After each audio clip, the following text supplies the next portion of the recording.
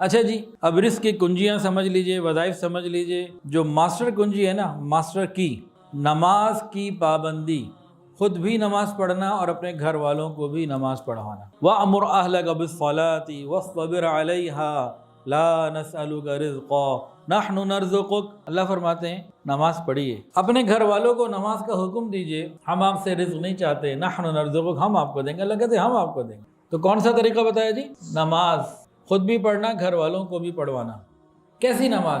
कि औरत अगर नमाज पढ़ रही हो तो उसका दिमाग कलर मैचिंग पे चल रहा हो, या किचन में हंडिया रखी हुई है चूल्हे के ऊपर, उधर चल रहा हो। मर्द नमाज पढ़ रहे हो, उनके अंदर दुकानदारी चल रही हो, ऐसी नमाज। इस नमाज से नहीं तब्दीली आनी। नमाज बन जाए तो फिर तब्दीली आएगी, नमाज सीखनी पड़ेगी। जैसी नमाजें हम पढ़ रहे हैं, हाँ अगर ठीक पढ़ रहे हैं तो अल्हम्दुलिल्लाह। मैं एक जनरल बात कर रहा हूँ, नमाज खुशू खुजू वाली हो, तरीके के साथ हो, तो ये असरात मुकम्मल तब आएंगे। तो नमाज से खाली